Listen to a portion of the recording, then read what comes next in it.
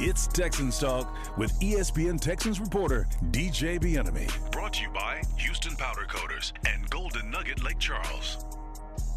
That's right.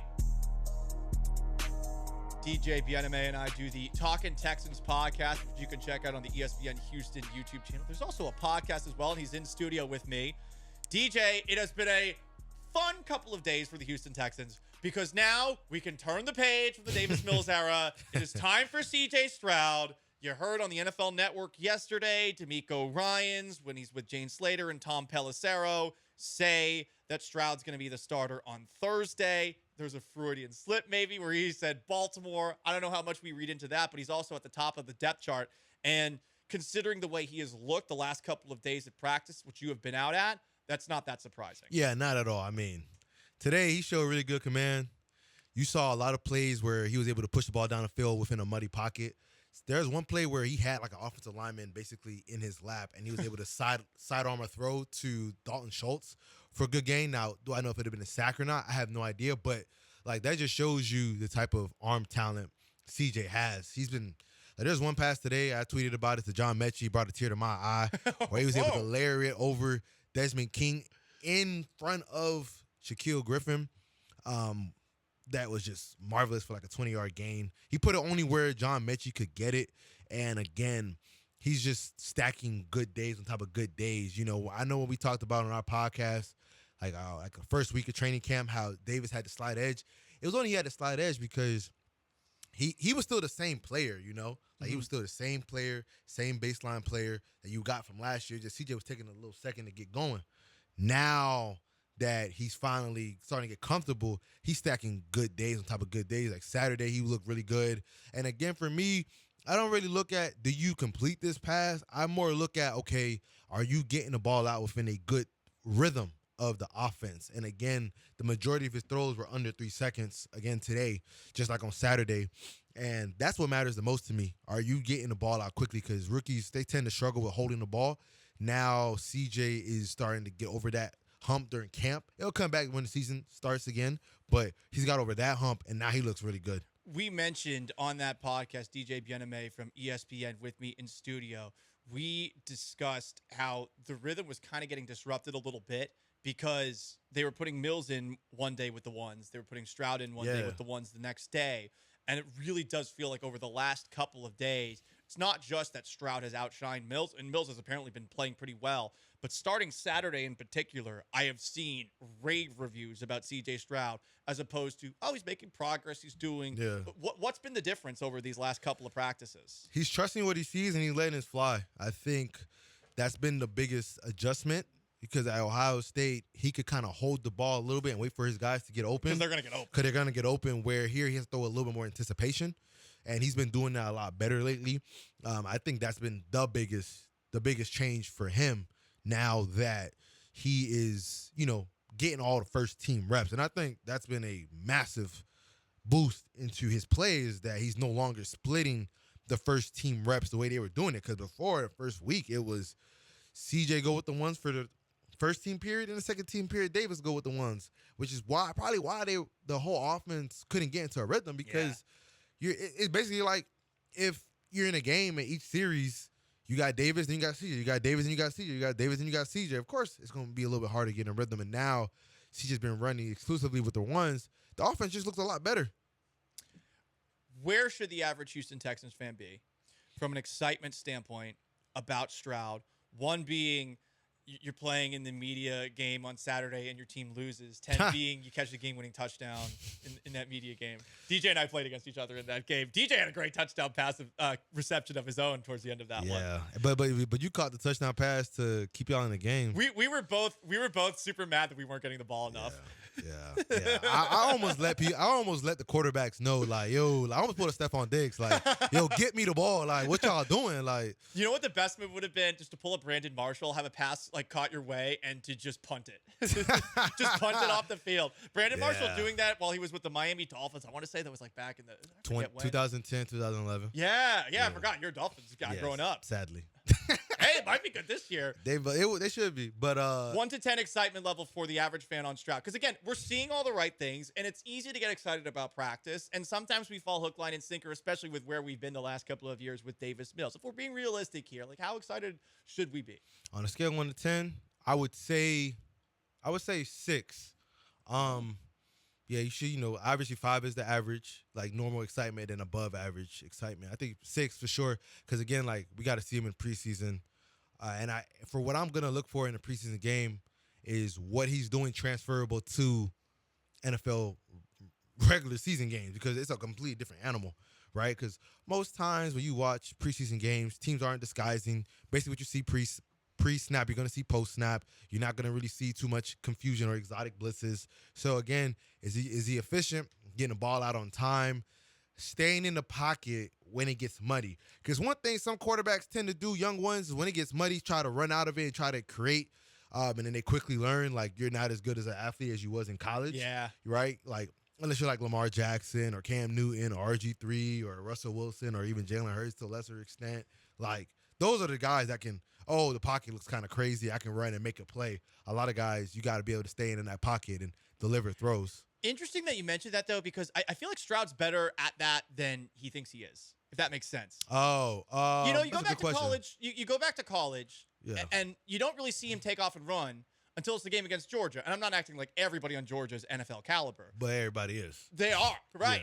Yeah. Especially on that defense. Yeah. And he moved a little bit, and I'm with you in that. You want him to probably stay focused as being like pocket passer first. Right. But he does have some ability to scoot, and we hadn't really seen it until that last game. That's something he had even expressed regret about leading up to the actual draft itself. Yeah, no, he should stay in that pocket, though. There's been too many times in practice they've run read options, and it's gotten ugly. Negative yards. Okay, good to know. Yeah. Good to know. Like, there's, they got to, like, if I think you can run some of that, design quarterback runs when defense isn't expecting it. But, yeah, CJ has Joe Burrow athleticism. Like, okay. Yeah. Like, so it's like respectable, but it's not special. Right. Yeah, exactly. Like he's not a terrible athlete. He's not like Josh Rosen in the pocket where Josh can't really move. He's basically, mainly a pocket guy. Like, he's a better athlete than Baker Mayfield. But, again, like, he's not, like, drastically better where, like, you can make him a part of your run game consistently. But I think back to your earlier point, right, against Georgia, where you saw some of the off-script stuff, I think you can expect some of that when the season gets here. But in the preseason, I don't need to see that. 1, 2, 3 throw, get it to your first, second read or check down. Let's keep the ball moving. Let's keep the chains moving because, again, like, it's preseason. You don't need to do something where you're trying to create something out of nothing and then you get hurt. Prime example, last year, Zach Wilson, right? Mm-hmm. Like, he didn't see what he liked, scrambled, cut up field, tore his meniscus. So, and then he was out for, like, I want to say until, like, week 4 against the Steelers. So, and, again, like, I'm not saying, like, don't create if nothing's there, but, like, try to avoid that as much as possible as preseason. The games don't count. Do you have a sense for how long Stroud's going to be in the first game? I think 3 series. I think 3 series. Yeah, for sure. 2 to 3.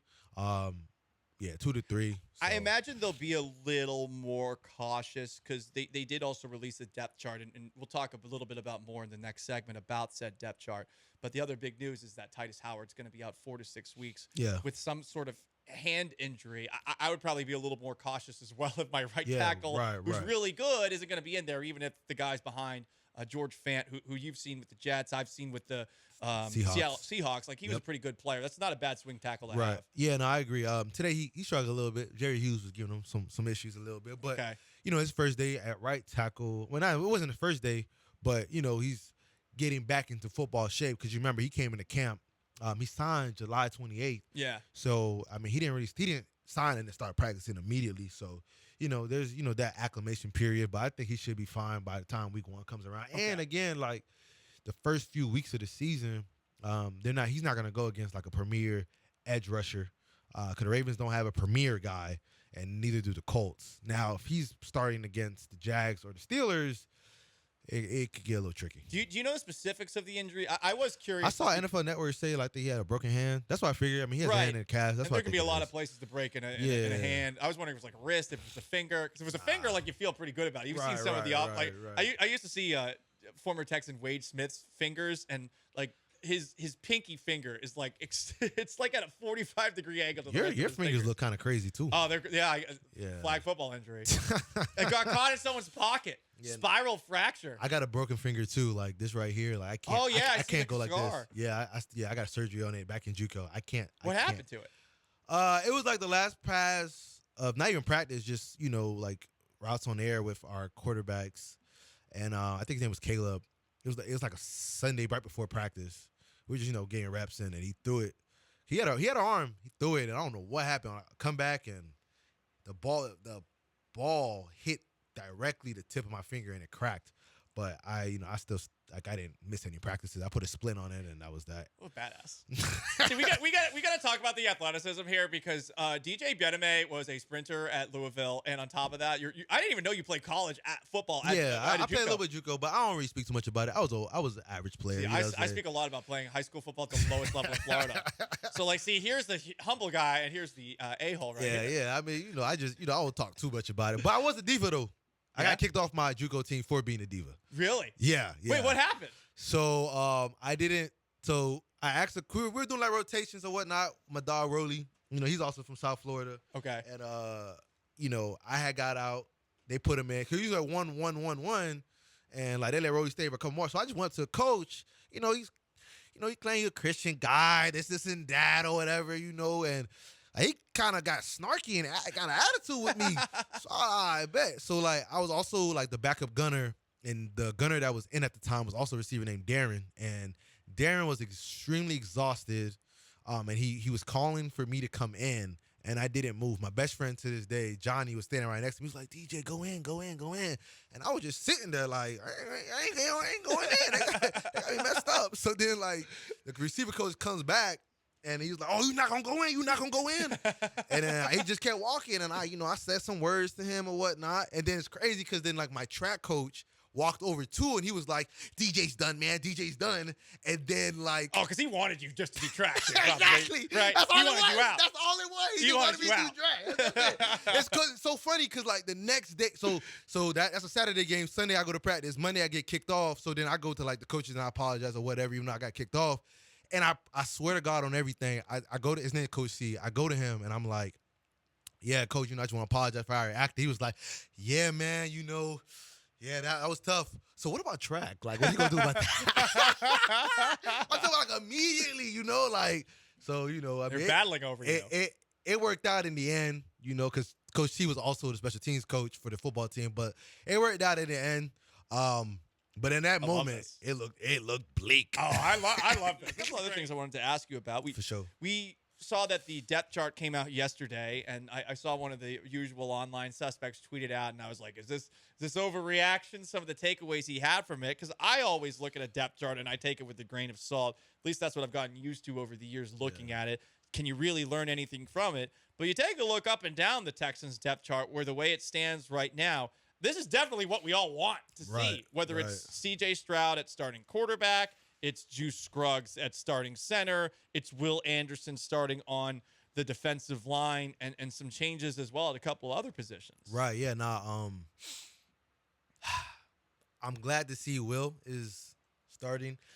I'm glad that Gennard is also starting, not because Hughes isn't a good player, but Hughes is longer in the tooth, and he'll be better situated for pass rushing situations. Right, checking him in on third down. Exactly. And that can give you some more flexibility, right? You can have a scenario where you got Gennard coming off the edge. No. You can have Gennard coming off, at the 3-tech. You got Gennard. Gennard. You got Hughes coming off the edge. You got Will coming off the edge. And you got Sheldon. Also, you take Malik off the field or whatever. So you can get a little more creative with that. And that keeps Hughes a lot more fresh down the stretch. Remember, last year he started hot, but then he kind of faded down the stretch. Mm-hmm. He just, missing out one step that he needed to get the quarterback that he was having that one step earlier in the year. Obviously, the receiver spot on the depth chart is kind of what I expected, right? You got Nico and Robert.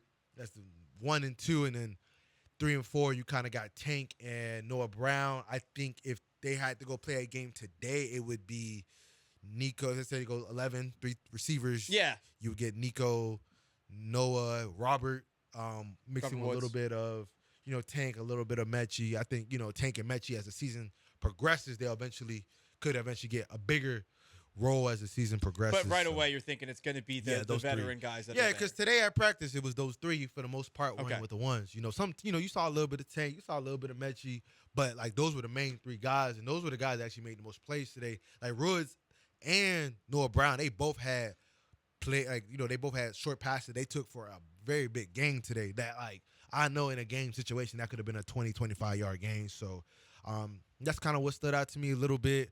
Linebacker was interesting too.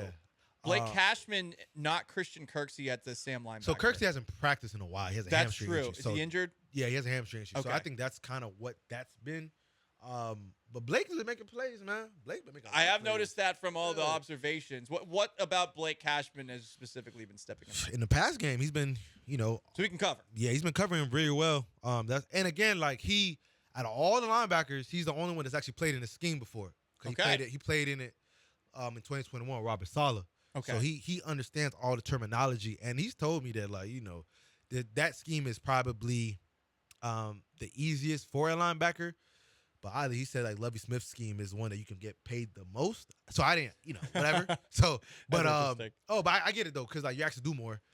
So I guess that if you do that at a high level, like you could probably do anything. You could probably play in any scheme. But obviously those guys kind of struggled in that, which is why they allowed the 6th most rushing yards in NFL history.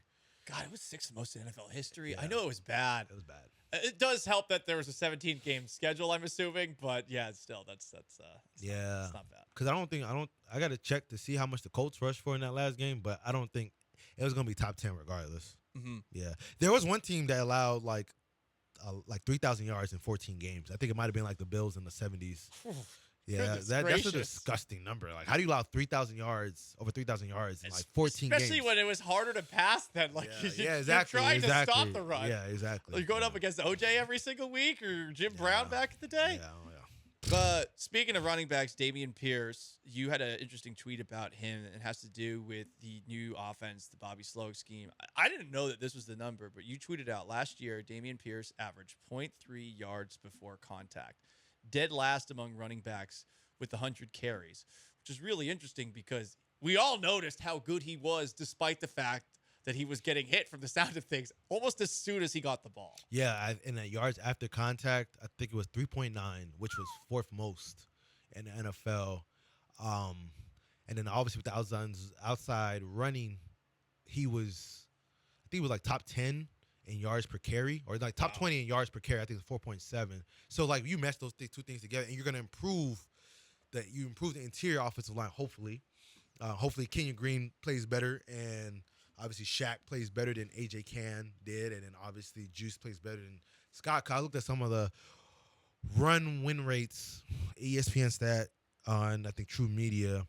Scott Quessenberry, out of centers and guards, interior linemen, ranked 101.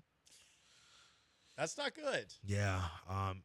Kenyon Green ranked in the 70s. I forgot the exact number, and so did AJ Can. They both were in the. I think Kenyon might be 72, and now Shaq Mason's in for Can. Right. Can was like 74. Okay. And the craziest part was, I gotta double check these stats again, but I believe Dameon Pierce had 122 or 12, but I think 122 carries on inside, in between the tackle runs. So in between, just interior runs, which is 12th most.